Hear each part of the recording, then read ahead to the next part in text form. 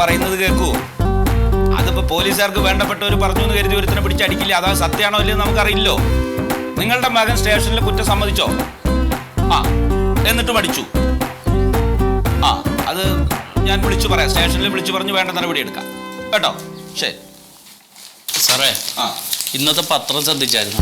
വായിക്കാൻ പറ്റിയ സമയം കിട്ടിയില്ല. ഇതിലൊരു വാർത്ത ഉണ്ട് സാർ. ഇതേ നമ്മുടെ കുട്ടികൾക്കുള്ള സ്കോളർഷിപ്പ് ഇപ്പോൾ ബാങ്ക് വഴിയാക്കിയിട്ടുണ്ടല്ലോ. അപ്പോൾ ആ വരുന്ന പൈസ അവർ ഫൈൻ പിടിച്ചിട്ടാണ് വിദ്യാർത്ഥികൾക്ക് കൊടുക്കുന്നത്. അതിപ്പോൾ അങ്ങനെ സ്കോളർഷിപ്പ് എന്നൊക്കെ ഫൈൻ പിടിക്കാന്ന് പറഞ്ഞു.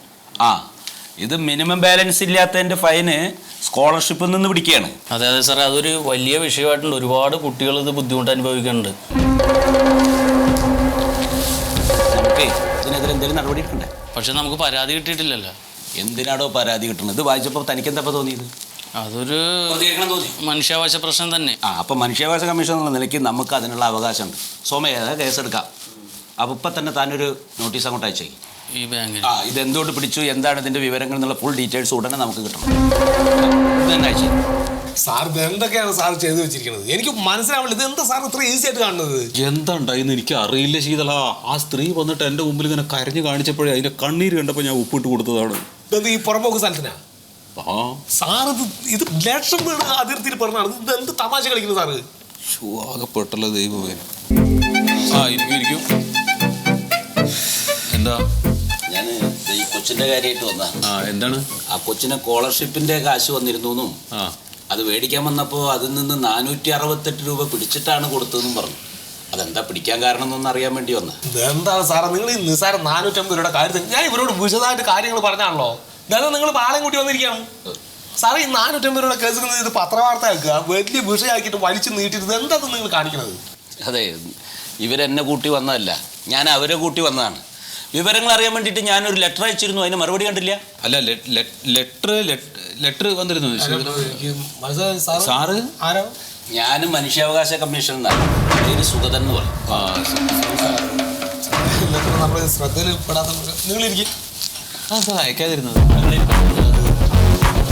വന്നില്ലേ? അതെ അതെ, നോക്കൂ, നിങ്ങളുടെ ബാങ്കിൽ അക്കൗണ്ട് എടുക്കുന്നവർക്ക് മിനിമം ബാലൻസ് ഇല്ല എന്നും പറഞ്ഞിട്ട് നിങ്ങൾ ഫൈൻ ഈടാക്കുക എന്ത് വേണം ചെയ്തോളൂ. അത് അവരുടെ വിധി, അവരനുഭവിച്ചോട്ടെ. പക്ഷെ വിദ്യാർത്ഥികൾ ബാങ്കിൽ അക്കൗണ്ട് ചേരുന്നത് എന്തിനാണ്? അവർക്ക് സർക്കാരിൻ്റെ വല്ല ആനുകൂല്യം കിട്ടണമെങ്കിൽ ബാങ്ക് അക്കൗണ്ട് വേണം. ഈ സ്കോളർഷിപ്പ് എന്ന പേരിൽ വിദ്യാർത്ഥികൾക്ക് കിട്ടുന്ന നിസാരമായ സംഖ്യയിൽ നിന്നും മിനിമം ബാലൻസ് ഇല്ലാന്നതിൻ്റെ പേരിൽ നിങ്ങൾ ഫൈൻ ഈടാക്കുന്നത് തെമ്മാടിത്തരല്ലേ സാർ? ഈ സാറ് പറഞ്ഞല്ലോ, തുച്ഛമായ 468 ഉറുപ്പിക്ക് വേണ്ടിയിട്ടാണ് അത്രയും പ്രശ്നം ഉണ്ടാക്കുന്നത്. ഇങ്ങനൊരു പ്രശ്നം വന്നപ്പോൾ ബാങ്കിലൊക്കെ ഞാൻ അന്വേഷിച്ചു.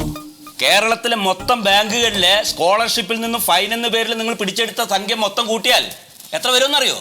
38 ലക്ഷം രൂപയോളം വരും. സാറേ, ഇതിലിപ്പോൾ ഞങ്ങൾ കുറ്റക്കാരല്ല. ബാങ്കിൻ്റെ സിസ്റ്റം ഉണ്ടല്ലോ, ഈ സിസ്റ്റത്തിനനുസരിച്ച് പ്രവർത്തിക്കാനല്ലേ ഞങ്ങൾക്ക് പറ്റൂ.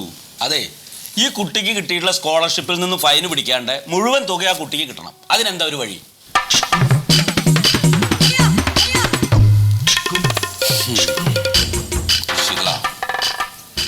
സാറേ, ഒരു കാര്യം എനിക്ക് ചെയ്യാൻ പറ്റും. ഈ ബാങ്കിൻ്റെ മാനേജർ എന്നുള്ള നിലയ്ക്ക് ഇവിടെ അക്കൗണ്ട് ചേർന്നിട്ടുള്ള വിദ്യാർത്ഥികളായിട്ടുള്ള കുട്ടികളുണ്ടല്ലോ, അവർക്ക് സ്കോളർഷിപ്പ് ഇനത്തിൽ വന്നിട്ടുള്ള പൈസ എത്രയാണ് ഇവിടെ കട്ട് ചെയ്തിട്ടുള്ളത് വെച്ചാൽ ആ കട്ട് ചെയ്ത പൈസ തിരിച്ചു കൊടുക്കാനുള്ള സംവിധാനം ഉണ്ടാക്കാൻ എനിക്ക് പറ്റും. മതി. എന്താ ചെയ്താ അല്ലേ? കുഴപ്പമുണ്ടോ? എന്താ കുഴപ്പം?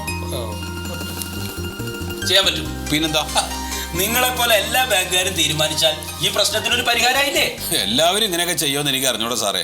ബാങ്കിന്റെ നോംസ് ആണ്, പക്ഷെ ഞങ്ങൾ ഇങ്ങനെ ചെയ്യുന്നു. സാറേ, പുറത്ത് ഭയങ്കര ബഹളാണ്.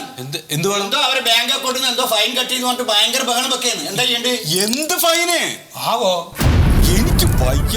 മറിമായം.